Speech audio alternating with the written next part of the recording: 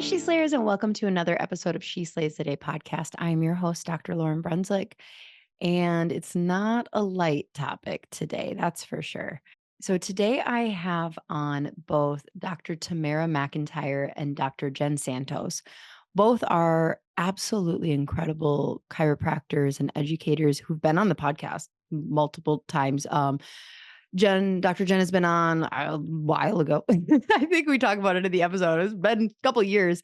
And then Dr. Tamara has been on a few times as well. And just every time that I get to be around them, whether in real life or on the podcast, they're just incredible humans. Like, when you're just around someone that you're like, wow, you're in their presence and you're like, you're giving off a vibe.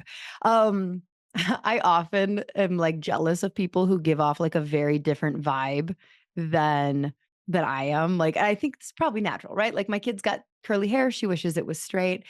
And I'm just like, always just like when I'm around people who just carry this very wisdom, calming vibe, I'm like, how come I'm not like you? How come I'm like a frantic ADHD puppy? Like, I want to be more like you.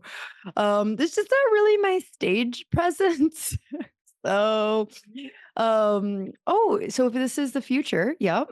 I will have spoken at ChiroFest, Paul Reed's ChiroFest up in Vancouver, Washington this past weekend. Wish me luck. We're going to do that thing. Remember where we've done where like it's the future, but like your good thoughts can send good and like good effects on my past thing. It's scientifically proven, people. Okay. So whether you're listening like right away or you're listening in like 2025, I had a talk the weekend of September 13th in 2024. Can you send me some good intentions? Apparently it works. So thanks for that. But yeah, so anyways, today, not a light topic. I remember being at the WDC women's event in Scottsdale at dinner with some chiros, and Dr. Mac was there. That's Dr. Tamara's MacIntyre. That's what we call her. And Mac was there and talking about, this end of life doula, just like this is where she's at. And I was just like, oh, Mac, it's so like heavy and negative, or not negative, but like it's just such a downer, like, ugh. But when I saw that her and Dr. Jen were having a program on, which I'll tell you more about, called Reframing Loss. It's October 19th from 11 to 3 Pacific time. And it's an online program that you can develop crucial skills to support families through challenging diagnosis and losses with empathy and understanding. Enhance your practice with strategies for grief support, death literacy, self-care, and effective communication. I was like, ooh, downer. But wow, sounds like it's probably needed. And so I had this talk with them. I won't like spill the beans on like, we talk about like, why is this actually important? Because Dr. Jen, it like teaches for the ICPA. And so it's like how, but when she was on, she was talking on the podcast in the past about this idea of everything isn't rainbows and butterflies when you're working in a pediatric practice. And honestly, there's a point. So I think that I personally have not experienced miscarriage. Obviously, I have experienced it through my patients, but I personally haven't. And so I felt there's a point in the podcast where you'll hear, I think it's Dr. Jen, kind of switch and talk about not just miscarriage, but like children dying. And you might be able to tell, I mean, if you're watching on YouTube, you can definitely tell. But like that officially made me uncomfortable. Like I was more comfortable talking about like these things because I'm past the baby making time. Like, all right, I did not experience miscarriage in this lifetime for me. But then when it talked about, that I was like, oh, why'd you have to make it? Why'd you have to make it even more uncomfortable? Why'd you have to do that? And so it's just such a uncomfortable topic for me as someone who likes to not feel or feelings and worry, but it is a really important thing. So I want to share a quick story with you since I had this interview. So I had this interview and I have a local friend who died while she was 25 weeks pregnant, had a massive heart attack and died. And not a chiropractor, local friend. And it sucked for the community.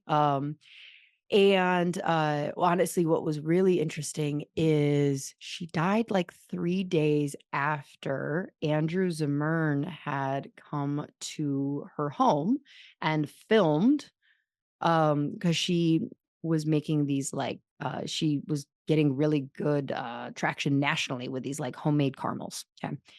And so anyway, so she had pitched to this Joanna Gaines Magnolia Network.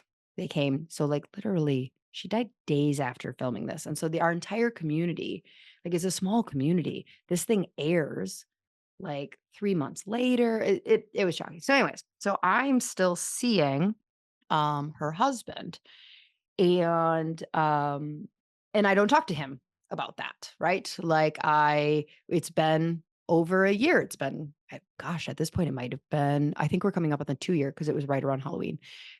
And so, he's not a big talker, and, you know, he's a widow. And so we're just like, yeah, did you watch a Packer game? Okay, well, I'll see you in 2 weeks. And so I had this conversation with Jenna and Mac, and they talk about how bringing up the name, and you can like feel me cringe as they're saying this. I'm like, no, I would never say the name of the child. And they're like, no, they want to. So I am seeing this patient in between the right now and recording with them. And I'm like, okay, I am going to be brave. And I said to him, I said, like, hey, John, I was thinking about your wife last week. And I said her name. And I was thinking about Sheena last week. And he was like, you were? And I was like, oh, okay, all right. He had like an optimistic response back. It wasn't like, oh, like I would have honestly thought he'd have been like, whoa, way to ruin my day. Like, why did you bring her up? And he wasn't. That's not what he said. He was like, you were? Why? And I shared, I was like, well, there's just not a lot of women around here that I really relate to that have like big ambitious goals and this. And like, you guys, he lit up. Like, he was so happy to talk to me about her and like ask questions. And like, shit, they're right. So if you learn anything from this podcast episode, that's one. And I tested it for you. Um, so yeah, all right. Such a fun topic. Lauryn is so comfortable. So let's talk about our people, our guests today. So we have Dr. Tamara MacIntyre, otherwise AKA Dr. Mac, the cool ass wife to Dr. Mo. She's a chiropractor and doctor of natural medicine with over 20 years of experience. With 14 years in private practice and the much loved Dean of Clinical Education, Dr. Mack brings a wealth of knowledge and compassion to her teaching and mentoring. As a certified end of life doula, she will share wisdom and expertise to support and empower healthcare practitioners in understanding and meeting the needs of patients and themselves during difficult times of impending diagnosis, life limiting illness, dying, death, grief, and loss. Her Instagram handle is at End of Life Architect. We'll have that below for you. And then we've got Dr. Jen Santos. She is a second generation chiropractor. She and her husband opened their practice in 2014. Currently, they have 3 locations and 17 chiropractors working for them. Their practice is focused on prenatal and pediatric care. Dr. Jen earned her diplomate in pediatrics through the ICPA. And Dr. Jen currently teaches for the ICPA, the Webster Technique, and navigating the highs and lows of a perinatal family practice. So yeah, go back. The whole 17 chiropractors thing. I use this a case sample or case study when I'm talking to chiropractors in the multi-passionate chiropreneur. I'm pretty sure, well, back when Dr. Jen was on the podcast, she had 0 CAs and like 11 chiropractors in a clinic. And I was like, what? It's a wild, like go back and it's a wild model that works. And I'm like, yeah, like Why would you pay? Oh, okay. Okay. I like it. It's interesting. It's interesting. So, all right. I hope I didn't talk you out of listening to the episode. I'm sorry. This is a me thing. Like, this is a fantastic episode. You're dumb if you don't listen. You're not dumb. You're just not emotionally ready. Like, what triggers you that you don't want to talk about this? Like, let's do therapy. Are you weirdo like me and would prefer to not talk about sad things? Of course. But like, be prepared for your patients. And then also register for their webinar. We'll have that link below for you. When did I say it was? October 19th? Hold on. Let me double check. Let me give you some. Yes, October 19th, Saturday, 11 to 3. All right. So let's take a breath. Oh boy. Dear God, today may be triggering to people. People who have experienced loss firsthand. But you know what I found out is like the more loss that we experience, the easier that this topic is. It's why it's not weird for Dr. Mac. Like she's been around this. Like, is this it's not weird for Dr. Jen because like the more you realize that like this is something that we as a society don't want to talk about. We don't want to talk about it, but like there is power. There's absolute power in being equipped to know what your patient wants you to say and what they don't want you to say. And there is power in being able to be there for your best friend when she has a miscarriage or loses a partner or loses her mother. Like we say we want to be able to support our friends, our family, our patients in all these ways. And this is part of the work. This is the not so shiny. It's not that like, oh, I went to this seminar this weekend and learned this new thing that I'm going to bring on Monday. Hopefully, you don't need to use some of the things that you learn in this on Monday, but you might have to. That is the reality. And, you know, I do believe we talk about in this that like we claim to have this bedside manner and like that we're there to be talked to and our patients are talking to this. So God just like let us sit through the discomfort. Let this conversation be a conduit to whatever someone needs to hear personally for their own healing journey. Help them if they have people around them that have gone through the grieving process recently or in the last few years.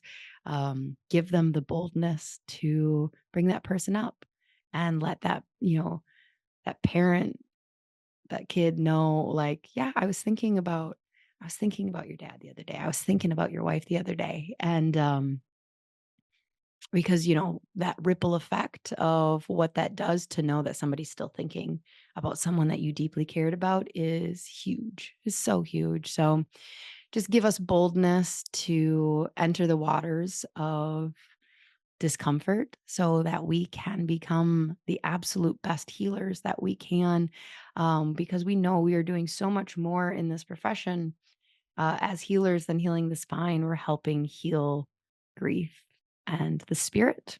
So, in your name we pray. Amen.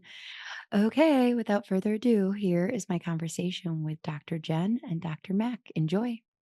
Okay. Thank you. How long have you guys, like, what is your friendship? Like, how long have you guys known each other? How did you? It's such a small world. Chiropractic is so damn small. What I would say is that we are both educators and super passionate about contributing to the education and the support and mentorship of the next generation of doctors. And so I would say that's where we meet. So we actually were teaching individually, in this Virtually or like, because Jen, and yeah. Are you a California girl? Yeah. Okay. Yeah. No, we were actually teaching in the same program. And I kept hearing about this amazing Dr. Jen Santos who was teaching this amazing content. And so, yeah, we relate to the want and the need to be very present and supportive, and to provide really, I think, young doctors with information that we didn't feel like we got. In a way that relates from a clinical practice perspective, but also just a real hearted perspective. Like, Right. what are the needs? It's not just about the clinical skill set. It's about the emotional skill set. It's about the human interpersonal needs that get met, and that should be met within the doctor-patient relationship. I think it's kind of there that we share very similar values. Well, and Tamara, I mean, that kind of beyond the clinical aspect, I've definitely watched, because like when you and I had just our one-on-one, Mhm. that was what it was. It was bringing the person into being a doctor. And then, Cope has kind of, and so then I've seen you go into this like really dark death place that as an Enneagram 3, I'm like, I don't like talking about sad things. Jen, before you started teaching for the ICPA on this topic, how did you get into such a depressing topic to teach? Um, Were you talking about well, cheerier stuff before that? Or always. It's so what's funny your because, Enneagram? well, okay, so you Not a asked me seven. that Neither and of I you are was a like, I seven. have no idea what that means. And so then I think, so I think like 8, 9, Okay. It's definitely not a wing seven. 3 Sevens. something or Sevens want something. nothing to do with this topic. So yeah, I was teaching obstetrics and gynecology, Okay. and part of what was coming from that is people, and I was a pediatric chiropractor, and I started teaching pediatrics, and people would be like, "I want to be a pediatric chiropractor because it's so fun," and I'm like, "It is," and the very like the other side of that is loss, and Hmm. the other side of that is the humanity of like these are people that you're connecting with, and this is like when you're dealing with pregnancy, you're also dealing with the inevitability of loss. And people go through losses, and it's going to happen in your office, and it's going to happen whether you're a damn good chiropractor or not. It's Hmm. going to happen. And so part of it is I was really kind of always taken aback by students being like, I'm so excited to be in the pediatric prenatal world. And I'm like, yay, it's so exciting. It's so wonderful. And there's this whole other aspect of like, what are you going to say when somebody comes in and they say, hey, I'm going through a miscarriage, or hey, we just found out the baby has this chromosomal abnormality or this issue, or and what can we as chiropractors do to, one, not take it on, and two, kind of like not take it home. But also like what can we say to really be supportive, and although we're not necessarily going to change the trajectory of the outcome, we can change the trajectory of that person's experience with that Hmm. situation. And so it really kind of came from, I I mean, I was kind of tired of students just being like, "Yay, it's all butterflies and rainbows," and, all this happy, happy, happy, and I'm like, "It is," and there's, like, a whole 'nother side of it that I think is still really honoring to the experience Hmm. that we at least should be talking about, because the truth is it's not a matter of if it happens in your practice, it's a matter of when. Right. Um, Jen, so how did you come to that realization that that part was missing from the pediatric chiropractic world? Like, was it just because you had experienced it in practice so much? Did you have students kind of come back and say, like, this is the part I was ill prepared for? Like, how did you come to that realization that that was just lacking? Well, so I'm like really dense sometimes, and the universe like constantly throws things at you, right? My So, number one prayer uh, to God is make it obvious. Please yeah, just make it exactly. obvious. So a very long time ago, I experienced my own loss at 23 weeks. Um, didn't really didn't really deal with it, didn't really experience it in being present in my body or in the situation, and just kind of like stuffed it. And Mhm. then I got into clinic and in school, and my first student patient was pregnant. And I was so excited, and we would like walk around the school every day during our breaks, and I started adjusting her and, giving recommendations because I had then gone on to have um a pregnancy that was great and wonderful.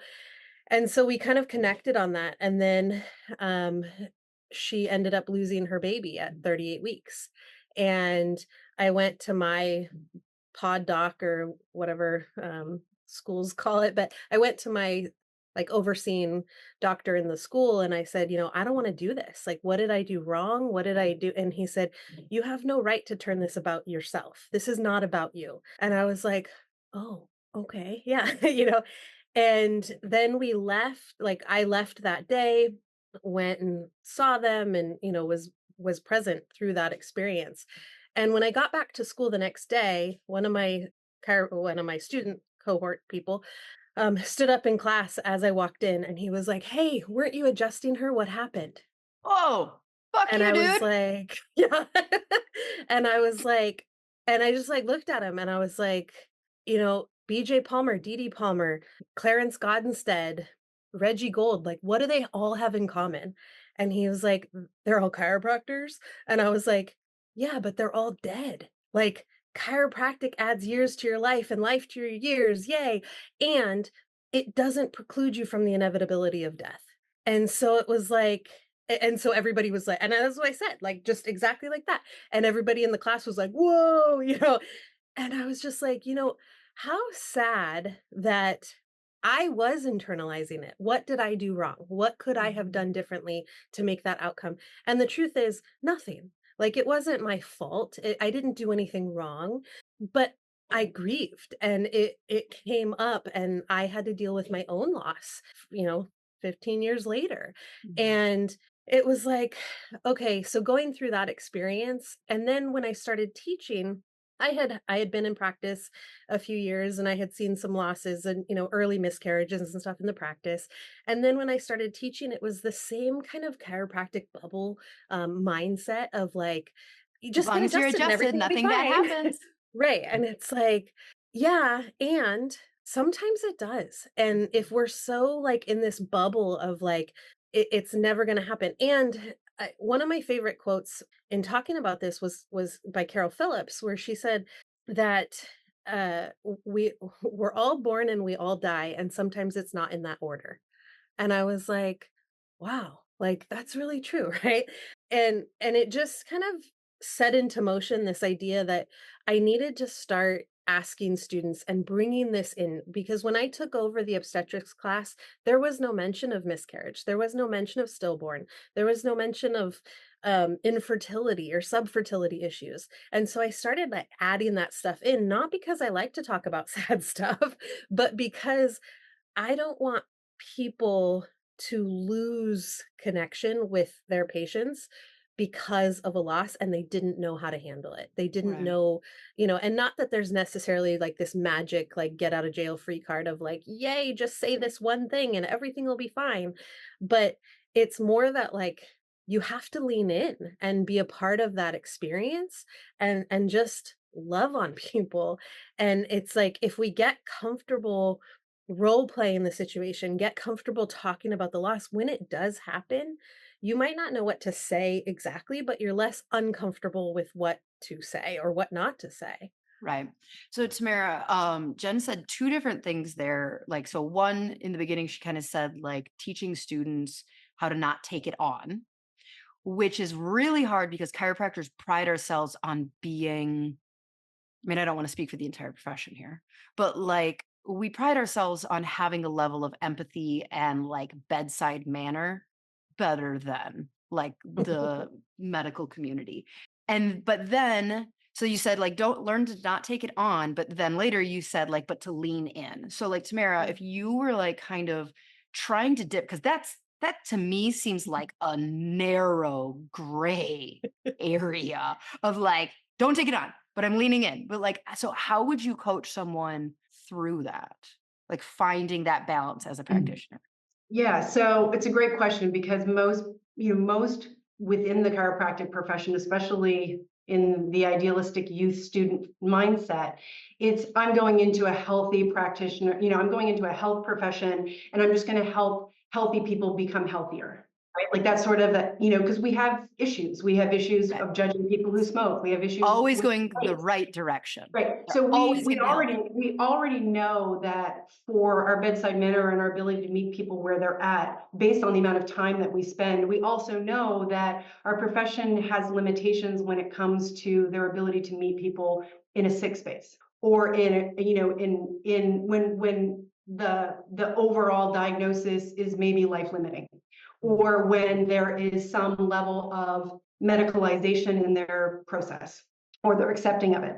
And so, having said that about the profession, here's the other piece. It also is, if we take one step back, we are in a very death illiterate society. And we are also in a society that does not honor and recognize grief as a human experience either.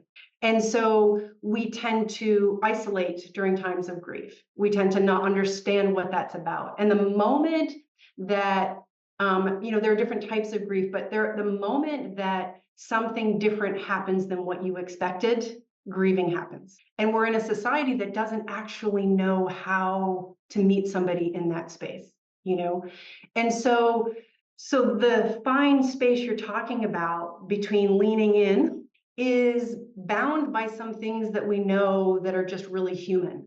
Like, everybody who is grieving deserves to have their pain witnessed. Everybody that's grieving needs the capacity to have even one human being that they can express their truest, honest feelings, right?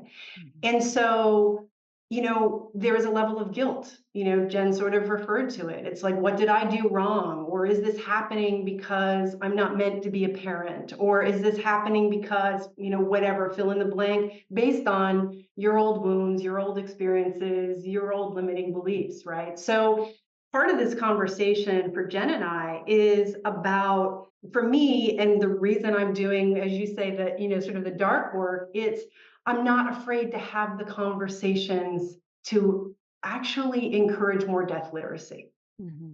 I'm not afraid to have the conversations about what grief is. Like, grief will never go away. And the moment something you experience is different than what you had hoped for, you are grieving. And so to meet another human being when the context of their pain is in relationship to our own is something that we actually just rarely talk about. So when you say we have a poor death illiterate, or like we're death illiterate, what do you mean by that? Were we at some point better than we were? Much more so. So when the medical, if you look at the history of what's happened in the way that we take care of people during illness or when they're dying, it used to happen in our family homes. It used to, actually, hospitals were for people who couldn't afford or didn't have family, right? So historically, there was no such thing as a home funeral. There was just, that's where funerals happened, in people's homes. And somewhere along the lines, death became a medical event, that medicine needed to intervene with the innate wisdom of the body that was shutting itself down. Death was a community event. It required all of us to be present to bear witness for the people in their community that were experiencing the loss of a loved one. And so there was a time where our medical system wasn't part of all of the decision making that they are right now. Right. But it makes sense with like medical advancements. It's like you should have access to, like, if we can prolong death a month or. So here's the interesting thing that people, I think, don't recognize is that a medical license and the nature of scope of practice is to always choose quantity of life. Like, your physician will never make a decision based on quality of life, because quality of life is all subjective, and it's all in alignment with your own individual values. And so the ability to, the only way that an illness is non-medicalized is when someone says no. And in order to say no to intervention, it takes a lot. I mean, if you look at Dr. Jen's posts, she routinely says, yes, this is a choice you can make. Yes, this is a choice you can make in birth. This is a choice you can make for your family. But the reality is that it takes a certain amount of intestinal fortitude and medical knowledge to know when you can advocate. Yeah. Right. And to advocate for yourself. And so I think, part of what used to be surrounded with other people caring for one another, making time for one another, being present for each other has become a really isolated, lonely experience for many people and many families, right? And so deaf literacy for me means understanding that just like birth, and chiropractic values, this is the perfect example. It's you hire a doula, you want to birth at home, you have this, you're going to make sure that to all, in all of the choices that you make, you're going to try to have a baby with the least amount of intervention possible. And you can do it because you've seen it happen with other people, right? But the same decisions that you can make for birth are decisions that you can make for end of life.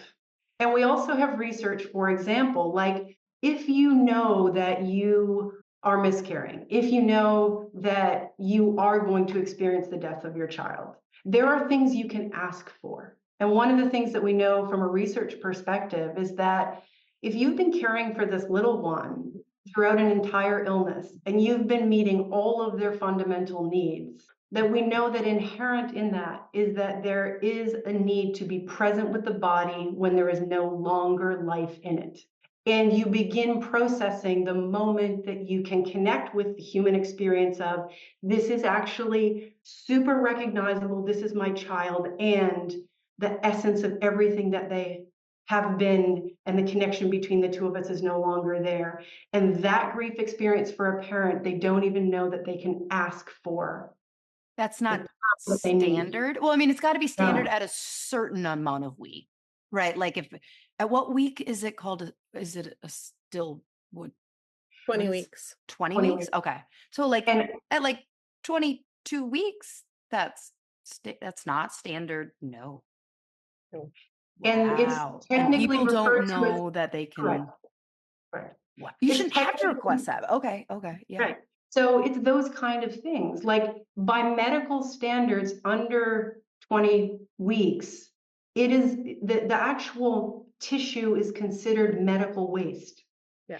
So if you don't have a compassionate physician, if this happened and it came totally out of the blue and you'd never actually engaged in the conversation, how traumatizing is that? That for 20 weeks there's a little being inside of you and all of the bigness of your ability to parent and what this child was going to mean to your family and to your own life. And that just basically disappears. And you don't actually get to grieve that child. Mm-hmm.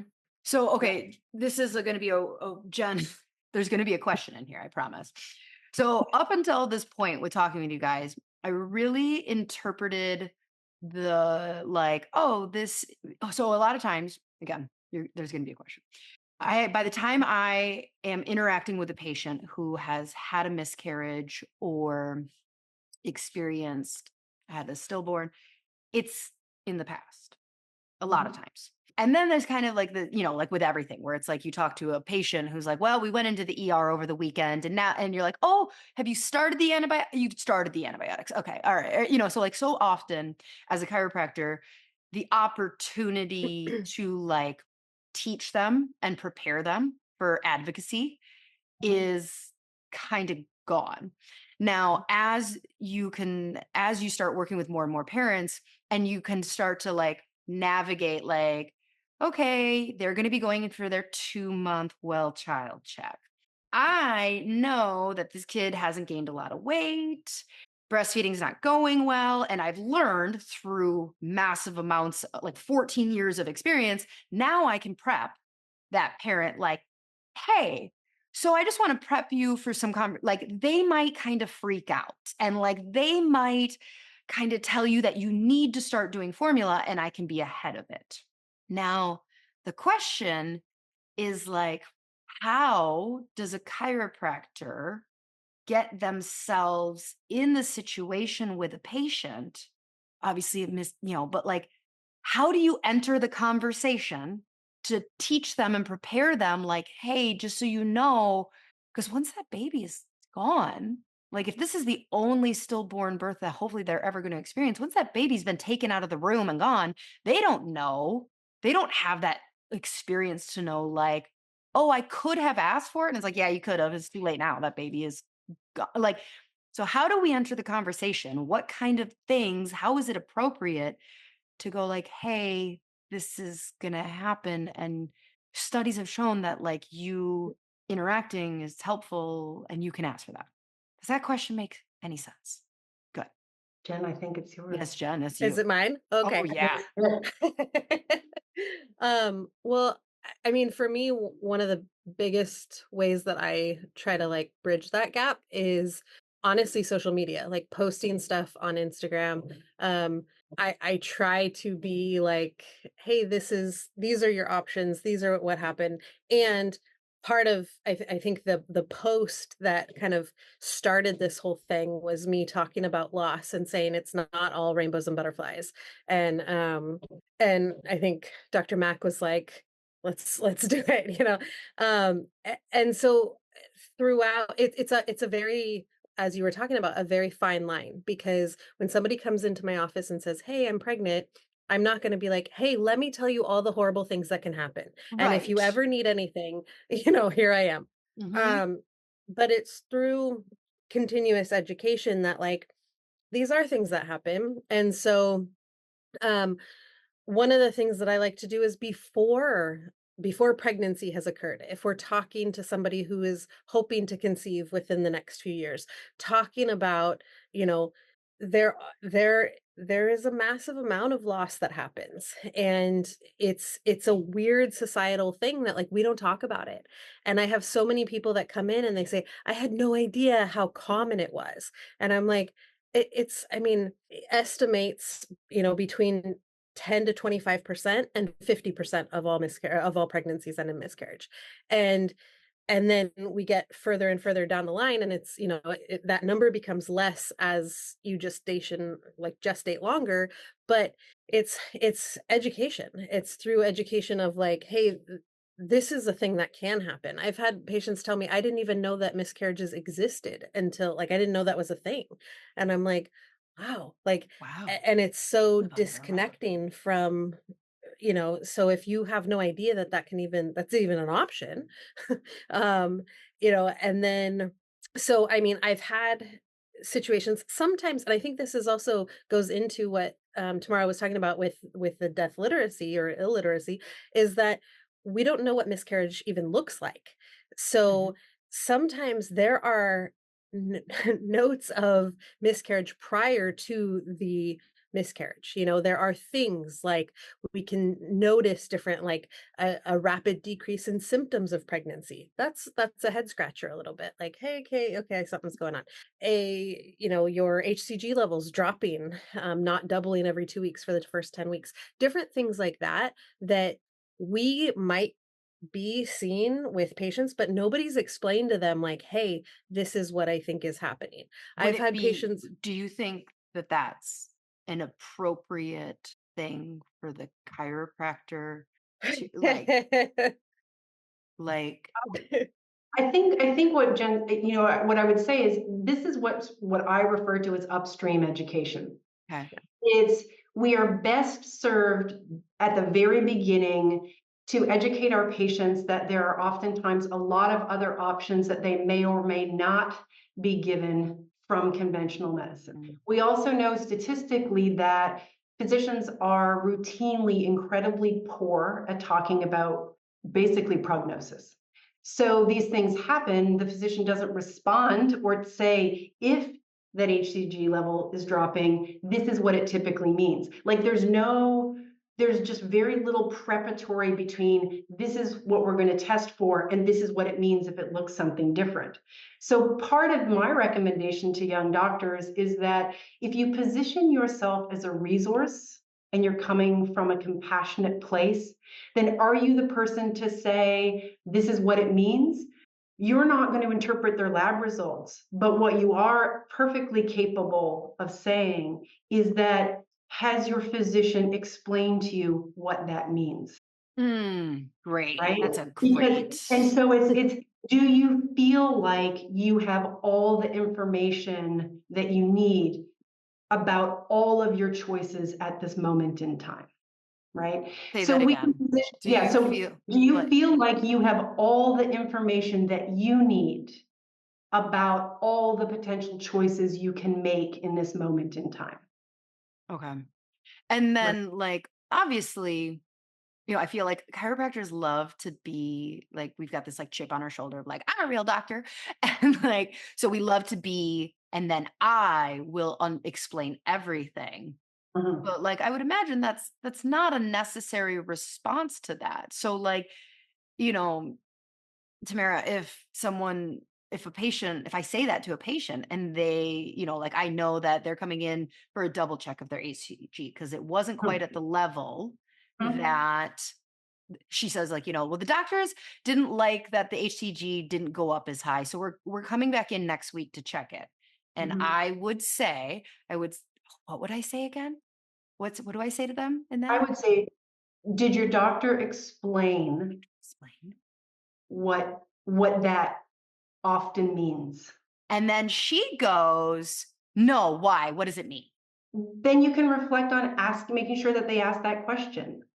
It's many times So when we I get to am that level, yeah. So I just, would say, but I'm here's empowering them to right. go And that's the fix that. same, that's what I all like, that would be my goal all the time with young doctors.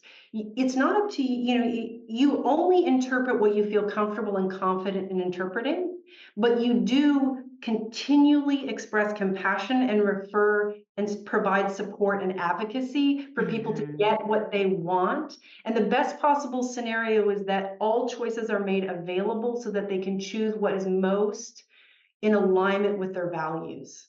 And we tend to have more patients who have more shared values with us than not, oftentimes. And so the reality is to be able to give them questions to ask them, did the physician explain what that means? Do you feel like you have what you need to fully understand the situation that you're in right now? Right? When you're talking about infertility, right? There is enormous amounts of grief, there's enormous amounts of fear, there's enormous amounts of shame and guilt. Like all my friends can get pregnant and I can't. And so to be able to empower the decision-making process, has everything been investigated that you want investigated to ensure that you fully understand what's playing out for you and your partner, right? Um, so it's about reflecting to them what you're hearing and what you're feeling. But for me, what's always been a goal is to empower people with information. It Right. doesn't mean I have to give them all the information, Right. but I And can that's give where I them was the saying like so many context. Yeah, chiropractors feel like they need to be the resource of no, and that's information. actually a risk. That's actually a risk. And so part of the conversation that's necessary is, yes, at one point you're going to have, your thinking cap on and you're going to have your clinical head on. It's not necessarily up to you to give the prognosis. But if what you're hearing does not sound accurate, if what you're hearing sounds incomplete, if what you're hearing sounds like they're not being well cared for, if you are hearing that they are being gaslit in any kind of way, if any of those things are happening, then our ability to point that out and mirror that for our patients is what makes our relationships so valuable to so many people. And I'm It's not going to say, girl, it sounds like you're being gaslit. You should ask right. better questions. Or can I say that? Am I No, allowed but to say well, here's the thing. We know that the research that? exists, that Right. that is happening a lot. Right. So for me, I say things like, what we want most from our doctors and care providers is we want to trust that they have the information and the competence that we require. And two, that they have a level of emotional sensitivity and compassion that's necessary to engage in conversations when I feel vulnerable about my health. If you are working with somebody that you don't trust, that you don't feel has the confidence, or that in any way is not compassionate about your expressed vulnerability, you deserve to seek out care from somebody who does. Yeah. I love I that totally makes sense. Jen, do you have anything to add to this like advocacy piece I think sometimes, like, yeah, I or agree that empowering it's might be? Yeah. yeah, sometimes it's not, I mean, on one hand, we have knowledge at our fingertips, right? And that can be really good, and it can also be really traumatizing. And so What do you mean I tell traumatizing? people, To the patient? well, like to the patient, like, I don't want you Googling, you know, at 3 in the morning about your baby because, Mhm. pretty soon you're gonna, I mean, crazy things are going to happen, and Mhm. your brain kind of goes like wild with some stuff sometimes. And so part of it is, yes, teaching them to ask the right questions. And sometimes at the end of the day, like we have an OB in our world that they speak to everyone as if they are talking to another physician. And it's a really hard conversation when stuff is going on and people are coming and going, "All right, Jen, they said this. What does that mean?" And I'm like, "I don't want to tell you." Right. And so part of it is like in that situation, I'm like, "Is this OB the best OB for you?" I mean, and having that conversation, and sometimes it is. I got a report one time, they brought it in, and they had been tracking their HCG levels, and they got a report that said, negative for pregnancy wastage. And it was that they had their HCG levels had stopped increasing, they had decreased, but what The they were fuck is saying wrong with is, the medical community? yeah, and what they were saying is that she had not passed any fetal tissue yet, or embryological tissue. And so she said, "What does negative for pregnancy Fetal wastage mean? What wastage. does that mean?" And I'm like, "Okay, let's have this conversation. Come on with me." And so part of it is like, What did you say? so I said, "This is what this means." And she said, "Yeah, I know that we had been kind of tracking my HCG levels. I Googled that HCG levels going down can often mean a miscarriage. And so that's what's happening. I'm having a miscarriage." And I was like, I mean, based on what this is saying, based on that lab report, like, I think you need to talk to your OB about it. But I mean, that's what that means. And they're saying that you haven't started passing the tissue yet. And so, so on one hand, it was like, go back. And on the other hand, it was like she had read the report, she was Googling things. And I was like, oh gosh, we have to have this conversation. Because I also don't want to delay. I wanted to be a safe place. Like this was a different, like somebody that I had a relationship with. And so it was like, I want to be the person, not that I want to be the person telling her, but like compared to how she found out, Yeah. I wanted to be that safe place of like, this is what happening. And people take some time sometimes to process what's happening. I mean, you can see something in front of your eyes, but I mean, to really process it and experience it and go through it is a little bit different. And so like being talked to and talking with her about it, and kind of going through that. But yeah, I mean, she had to read that on a report from her portal, which is, you know, I think really difficult when it's used in such harsh language. Right. And part of it is I think people don't understand is that each one of those words, just like a RAD report, means something. It's a lexicon, but it's not a human lexicon. It's a medical Right. lexicon. Right. And so the reality is, I use words like when these words are used, or the greatest likelihood is, Yeah. and those are the ways you can use language to meet somebody and be honoring. Because the reality is, when I talked about the loneliness of what happens, is we do have Google and we do have search engines, and now we have AI, right? Yep. And so that is going to change. Like AI will change the way some of this information is going to be accessed via Google. Right. There is an entire AI that exists right now for medical situations. And the reality is they're basically feeding it content so that it can screen and filter patient complaint with compassion and empathy, right? And so there are things like when we talk about the gaslit part, people will look at something like AI and what I just mentioned, and, chiropractors of conscious contrarians, they're going to go, AI, nope, I want nothing to do with it.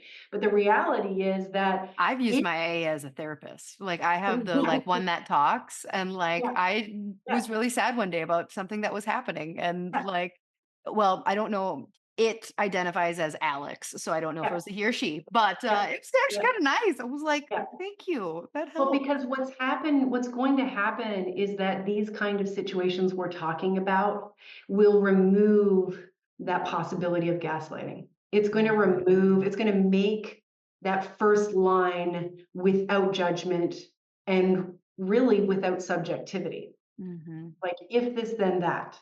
And it's what they're working on. I mean, it's going to create very different scenarios. So my sincere hope is that's going to change things as far as accessibility in that way. But I think that in these kind of situations, like we are very oftentimes the front line, the person that our patients trust, that knows that you aren't medical, but know that you have medical knowledge. And Mhm. so there is part of our education that understands the lexicon. Right. Even it's like this is a different language and we understand it, but we're not necessarily the people to deliver its meaning. Right. And I think that that's the really fine line. It's like you can read it and you can know. And it's also why for Jen and I, it's really important that it's as important for you to know how to deal with these conversations as it relates to the doctor-patient exchange. But it's also really important for all of the doctors to understand it in relationship to themselves. Because just like Jen shared, she had experienced a miscarriage and then in a way was re-traumatized or connected to her own grief through her patient's experience. Well, Mhm. that's a human experience. And so the reality is that there are many doctors who are experiencing infertility and have emotions and experiences when their patient comes in and says they're pregnant and then feels enormous amounts of guilt and shame that they're feeling the way they're feeling emotionally. And so part of our drive is to actually relieve that really normal human response when you're having difficulty in battling infertility, and all of a sudden, what are you going to see? Pregnancy everywhere. Mhm. And you deserve to process that grief and understand it as being a very normal human emotion. And so we're both really driven to make sure that we're looking at this conversation from all sides. How do Yeah. you how do you care for and how do you engage in these difficult conversations with your patients? How do you take care of yourself and create boundaries so that you can lean in appropriately, not as a process of leaning in for yourself and for your own healing. Right. Yeah. Yeah, I mean, I reference like Girl Scout badges within chiropractic a lot, and so like the home birth is a Girl Scout badge, breastfeeding for 7 years is a Girl Scout badge. Also a $1 million practice is a Girl Scout badge, all cash, of course.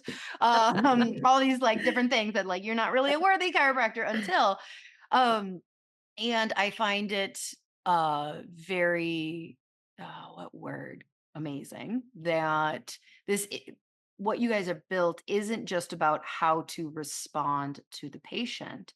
It's really addressing a lot of the self guilt and shame of like, well, God forbid, chiropractic isn't everything we've built it to be and doesn't get you pregnant because so many chiropractic like we go through this like if chiropractic really worked, why am I dealing with infertility? Because I'm a chiropractor, I get adjusted all the time. Why, like, if chiropractic really worked, then how come I'm experiencing some of this? And so many chiropractors just sit in that shame of like, well, maybe I'm not good at adjusting, or not that they can adjust themselves, but you know what I'm Well, and saying? also, and Yeah. also the other thing too is that, I mean, a lot of our conversation today has been about, infertility in the beginning moments, but children die, Yeah. children get sick, families and family dynamics in a moment can change with an accident or an injury or a loss of a parent. And so these are skills that we're just hopefully you've had modeled around you. Hopefully, if something like this has happened in your family, you have seen the way people can be supported and what is an appropriate response. But the reality is that chiropractors will lose children, their kids will become sick, a parent will die. And it's important, like these are not things that we as human beings are taught how to deal with very often. Right. Yeah. Yeah, I Um, just yeah, I was really comfortable being mhm. uncomfortable talking about like miscarriage and still like and all of that, infertility even, and then you went and like talked about babies like earthside Yeah. children dying, So and I mean, I think I would shut down. I don't yeah, know what I would and do if a patient, like a child that I've adjusted yeah. Yep. earthside. Mhm. But it's So, it's not a yeah. question. I mean, if you're a pediatric chiropractor, it's not a question of if, it's a question of when, in my opinion. Mhm. If you're in practice long enough, loss happens. Yeah, yeah. And Yeah. it's so this part, I'm going to give you sort of a story. There's a former student of mine who reached out after having their first child, and he knew what he was seeing in his child was not okay. And he reached out to me and he said, "Here's what's happening." And in very short order, a diagnosis came that was life limiting. And so it wasn't a matter of if, it was a matter of when. And so what I ended up doing, because I knew all of his friendship circle, was I put together the community and we talked about it. And all of his peers and colleagues, we talked about how to support them because they had no idea. Do I Mhm. say something? Do I not? What do they need right now? This Well, is so what did you far tell them to removed. do? Like, what are the like, what do you do? You just bear witness to the pain. You stay connected. You remove your own fear because, of course, you're going to go into your own relationship to, oh my God, if I lost a child, or Right. if this Well, and that's where baby, I was saying, like, I or was really comfortable of like, oh yeah, I can like be there for someone if they, but like, I yeah. So sentences aren't, it's okay to relate to how horrible this situation is, but not in relationship to yourself. I'm so sorry for this incredible pain that you're experiencing. Not, I can't imagine this is the worst thing that could ever happen. Right. Mm. So in my conversation with his friendship circle, it was to not disappear, to be present. You can't ask a family in that situation what they need. They have no idea what they need, right? Have a meal delivered. Just go offer to take care of, or say, I'm going to go pick up one of the children and I'm going to bring them to play with my own, you know. Uh, is there any transport for any family members that are coming into town to be with you? Can I take care of them? Do they have housing? Right. Mm. So it's there's just certain fundamentals when people are in that space. And then the other part, Lauryn, is that, like I mentioned, there are so many things you can ask for. So, for example, there's a student whose child died. They chose to have a hospice kit at home. Uh, they worked with a hospice that allowed them to call whenever they were ready. The child died and they kept the body at home for 48 hours, themselves in private, grieving before they called to have the body taken away. These are all things you can ask for. And for as heart wrenching, even just to have this conversation, it is. I was gonna say, I really hate this conversation. Yeah. But the reality is that there are after death decisions you can make that will actually allow you to heal, that our system is basically removing as even an option. Mhm. I think with that too, there's this aspect of like societally, we think that healing means that it's like over and okay and like we've moved on. And that's not what that means. Healing the loss of a child is a very real thing. And it's something that will, it's not something that you heal from as in you get over and it's just okay now and it's like it never happened. No, it's a process that you go through forever and it has fundamentally changed who you are. but it's not something that you heal from in that we think of like, oh, it's just over and it's done and it's I'm all better now. And I think that that's also part of what we're so passionate about is just saying like, yes, you have experienced this lost, and you can still be a competent human in society that can contribute to helping create a better human experience for other people in the world, because now there are other people. The thing with loss is often people feel alone. And if there are other people to say, hey, I've been through not your situation, but a similar situation, and this is how I dealt with it. You're leaning in, you're being with that person, and yes, there are certain aspects of at some point it will get easier to think of like, hey, I'm hungry, I need to eat, as opposed to in the moments being like, here, you need to eat. Remember, that's a thing. Right. And so there are aspects of it that in essence in a certain situation get easier, but it's also not something that is just like, oh, I'm better now. It's Right. yeah, There's a misunderstanding that grief shrinks over time. yeah, It doesn't. It stays exactly the magnitude. The pain is as great, the intensity of it is as great. You just learn to live your life with more space and you learn to live your life around it. Yeah. But Have you heard the container analogy for that? yeah, Yeah. yeah, totally. Hmm. Right? Because the reality is that, if you lost a child, parents still want to hear their child's name. yeah, Oh, ugh. They still want to honor, like they still reference the older brother. They yeah, still want to recognize that birthday because yeah. the reality is that it actually validates their experience. If And so, I wouldn't have experience, so like what's interesting, and I do want to get a little into like because this literally scripting. mhm, But so one of the I'm very lucky to have lost very few. So like I've lost grandparents, but at a certain Mhm. point, like mhm, you expect that, like, and so grandparents die. Mhm. Um, but I lost a friend unexpected. And it was so educational going through it of like, I wanted people to ask me, tell me about her. yes, Like that was something I learned. And now when I know, like if I had someone who lost their husband and I didn't know the husband, that's a question I can ask. Like, tell me about them because yeah, that felt so good to be like, oh my God, I want to tell you about her. She was amazing. Right. So, what are like Jen, what are some of the things? Now, I'm not a friend in this moment. I think that mhm, like I'm a practitioner. I am a chiropractor mhm. and I have a patient like what are safe things to say? What are the words because like honestly, the nice part about scripting is right is like you practice it. So when it happens, because like I shut down for the last 5 minutes, I like blacked out the last 5 minutes of this conversation where I'm like, I hate this. Like, fuck, all right, this conversation is over, but like you made it weird. I don't like it.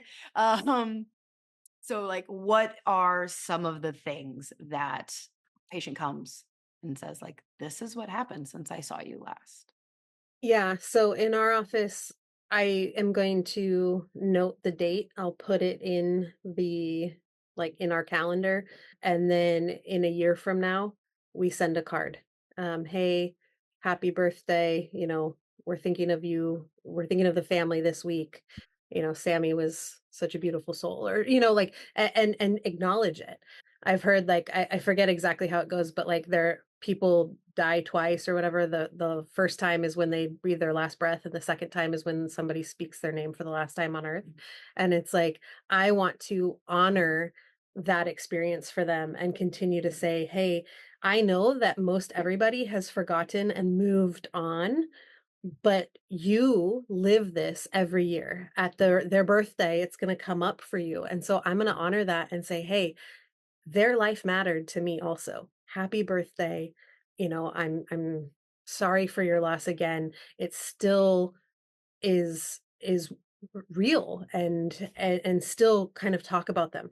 I'll ask things like, if we've had a child in our practice that dies, if there's a younger sibling, I'll say, "Oh, did Jaden used to do that?" And like ask the parent, now that your kid is doing this, did the older sibling do that?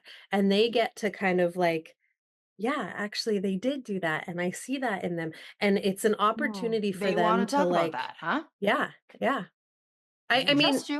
I'm gonna some trust you on this one sometimes. because I hope I never learn firsthand, but, like, Yeah. that seems But so but counterintuitive. but Lauren, this is exactly the point, is the reason that Dr. Mack and I are doing this is because we want people to be challenged with this information, and then, God forbid it ever come up in your practice, that you've gone through thinking about, what would I say in that situation? How Mhm. could I connect? How could I show them that I really care about this? Because typically people are just gonna like, not me, not, I don't know what to say. I'm gonna black out. I'm just gonna be robotic. Okay, here's your adjustment. Bye.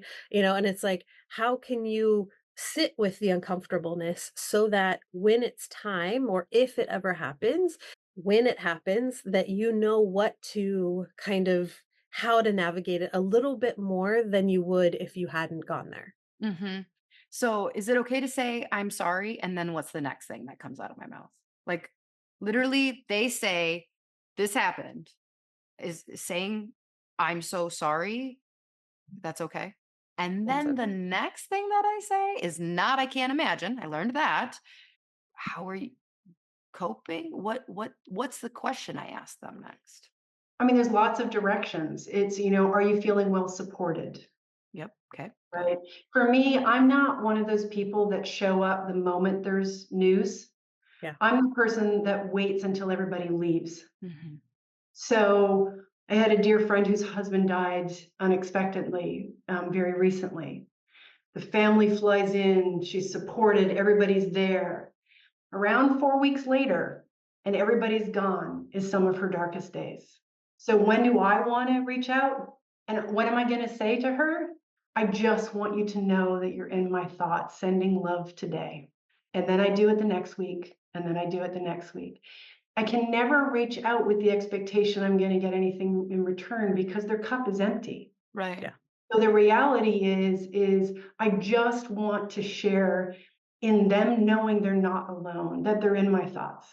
And that's not annoying to continue It's to actually the same feeling that you just expressed in terms of ask me about them. mm, That means that people recognize that grief will continue and that it doesn't change. And the problem is when people stop asking or when they see you functioning and re-engaging in your life, that somehow a level of healing has happened.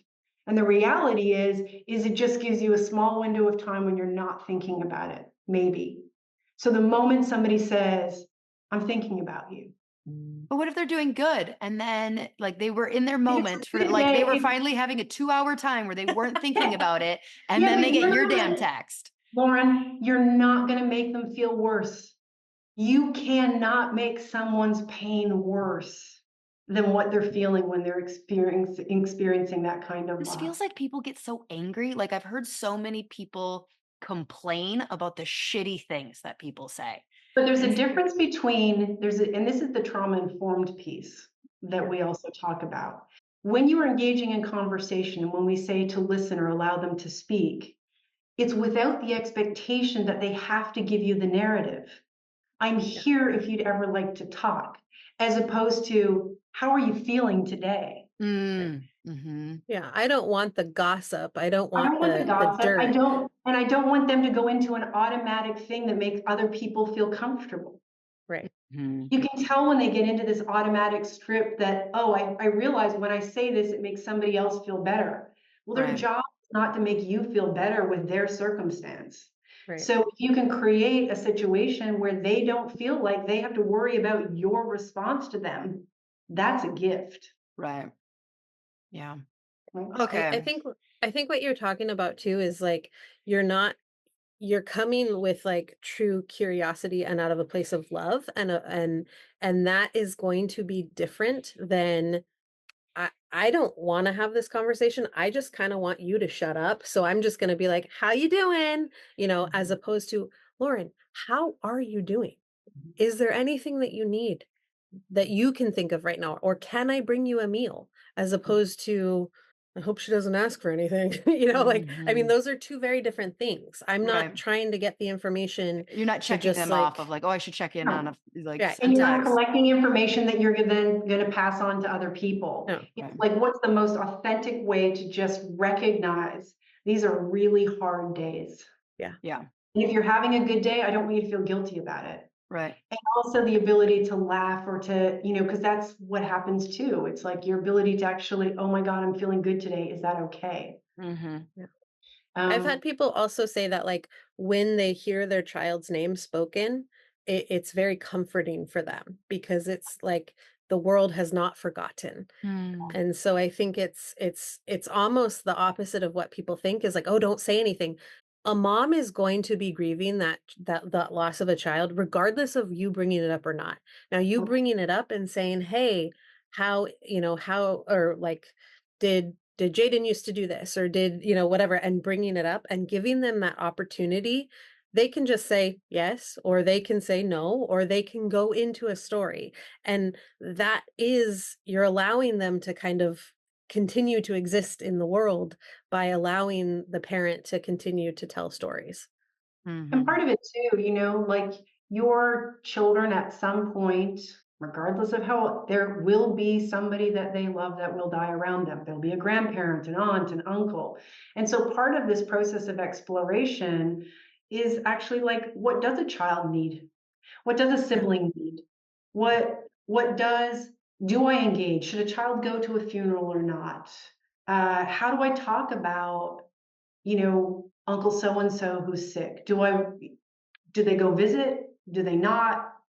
You Yeah. know, there's all of those kind of pieces too. Like this is really charted waters for many, many people because we don't live in a society that many people have had that experience. Like I would say for where you are in your life right now, for you to not, or to feel like I'm not sure how close to death I've been.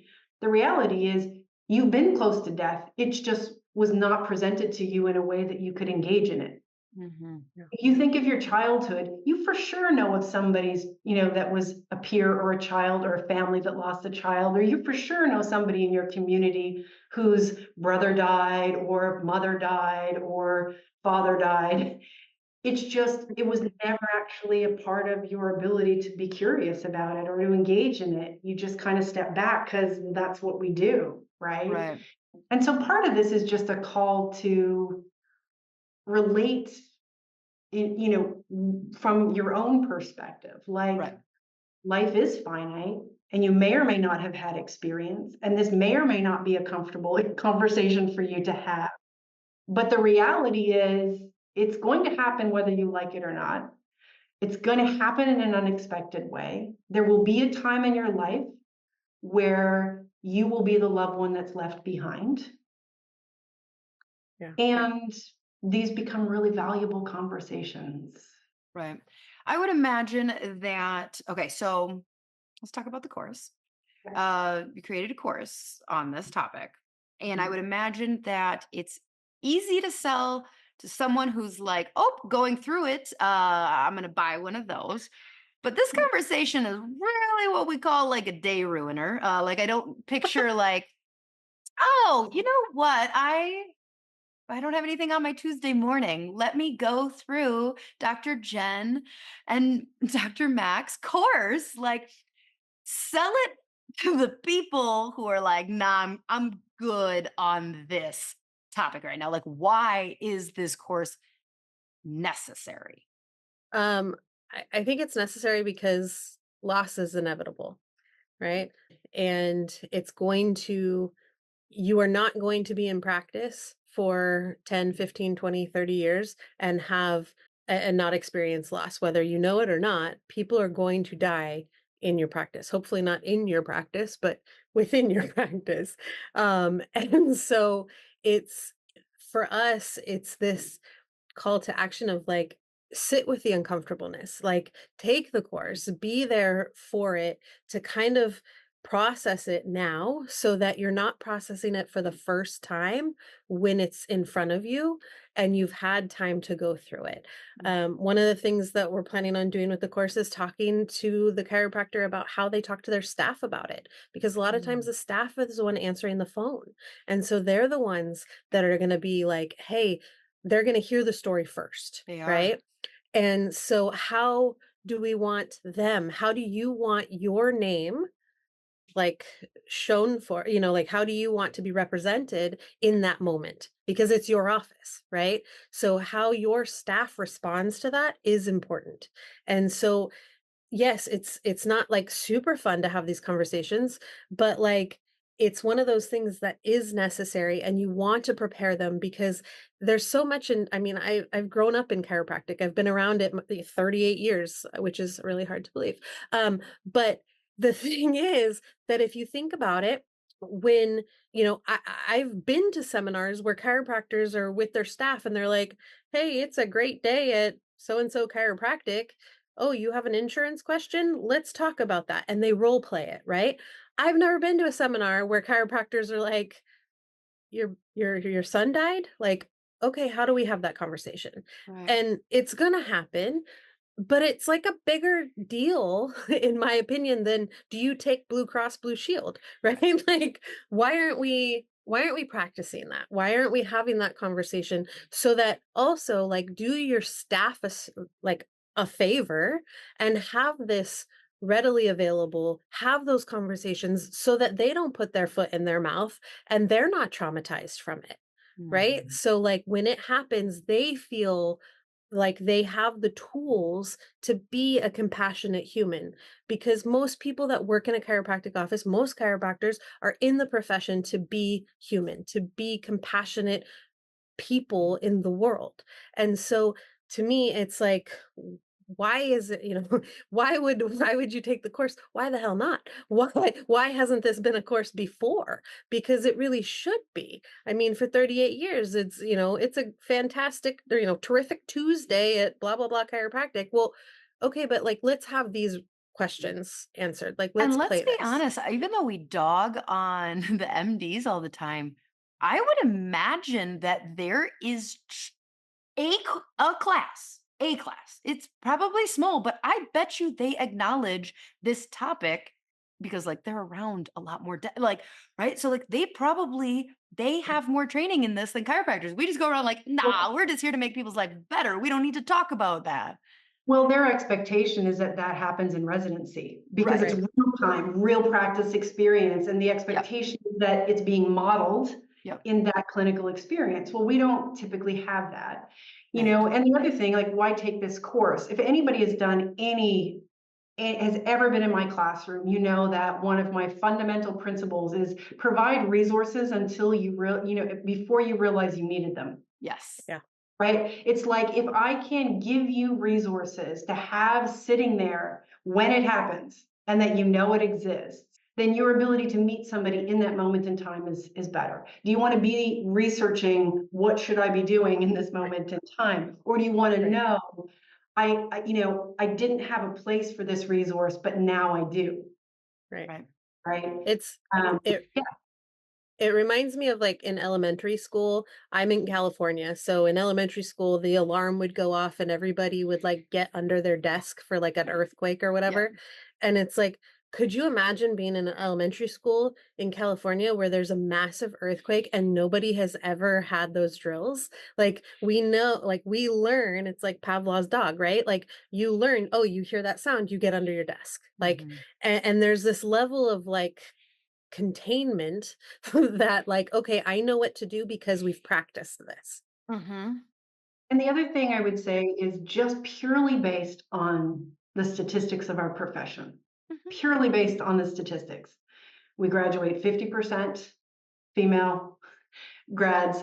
The like pediatric and pregnancy practices are such a big, significant part of the profession. It was never that volume that it used to be. And so you are for certain, you have doctors that are having this experience, having no idea how to actually work through their own grief, Right. Right. right? Or their own shame, or their own, Yes. like there is a need to explore our relationship with life and living as it relates to the human experience of recognizing that life is finite, and for certain on your journey, the unexpected will happen. Right. Well, we will have the link below. I'm assuming the sales page landing page goes into like pretty detailed of what's all covered and things like that in it. Absolutely. And Can you buy it at any time, or is it like yeah, we have a progressive. I mean, the earlier you sign up, Oh, okay. the bigger the discount. It's really easy. It's just called reframingloss.com. And it has all of the details. And it's really in the Prana Foundation sort of way we do things. It's, we want to deliver high quality content. We want to have some workshopping and some interaction, time for Q&A. And people get the recording. If they want to show up live, they get the live CE credits, but they get the recording for 90 days and they get the resources that we provide indefinitely, forever. So we're running it in the Oh, same so kind there's of a way. live. What is the Yeah. date then? What's the date? October 19th. October 19th. Okay. Well, that part. Okay. I thought this was like a pre-recorded. Okay. So it's a live October 19th. Live for 4 CE credits, and we've been approved for the majority of states. There are some that are a little bit more complicated, but I would say Dr. Jennings, California. I've been in California and carry a California license. So yes, we are offering California CE, which is becoming a commodity because of what they charge us. But yes, we're doing it. We're also doing Texas, and we're doing some of the other more complicated because we want as many doctors that want this information as possible. So 4 CE live, Awesome. October 19th. Well, ladies, thank you. Thank you. I mean, yes. Just gonna go back to cleaning my Airbnb now and cry. Well, I it's not teared up, looking so like, bad, right? right? I definitely teared up like 3 times throughout this, just being like, suck the water back into your eyeballs. But thank you for doing this difficult work in our profession. It is appreciated. You both are just absolute inspirations and legends on this. And yeah, thank you so much for hanging out with me today. Thank you for being willing to go into the darkness with us, Lauryn. Yeah. Yeah. Well, next time we share you're a Negroni girl, right? I am. Yeah. With a I am. king ice cube. You got it. We'll just continue solving depressing topics in the world that my Enneagram 3 you're such a weird 3, Tamara, like that you like embrace this. Like, Yeah, but that's also, I mean, the reality is it's because of my life experience. yeah. Mm-hmm. Right? So my best friend was diagnosed with cancer when I was 16, and my dad was diagnosed with a malignant brain tumor when he was 46. And died when I was 20. And so for me, I wish people were more literate. I wish I had support. I wish people said the right things. I wish that, I didn't actually have to experience the loneliness of both of those illnesses in the way that I did. So my motivation is more personal, honestly. It's like if there's more Jen, I people would that, imagine you feel similar. yeah, Yeah. yeah. I don't know anybody that is willing to have this conversation that hasn't experienced death and loss or been around dying in some way. It's just the reality. It's like you experience it and it's like this whole new thing that happens, and then you're like, I can't be the only person that's ever lost their dad. Right. Like I can't be the Where are only you? Where person are who's, you? yeah, I'm like, Yeah. I can't be the only person at 16 who's like, my best friend's dying. Where, like what? Like where's the rest? But there wasn't adults that knew what to say. Right. So yeah, I feel motivated because I think if we can avoid the loneliness and if we can inspire more curiosity than fear, then we have more people that are recognized and honored in their pain and in their grief. And that would be the goal. Yeah. Yeah. All right, She Slayers, we Thank will you. have that link below to sign up. And yeah, thank you both so much. Until you for next having me. week. Thank Bye. you. Bye.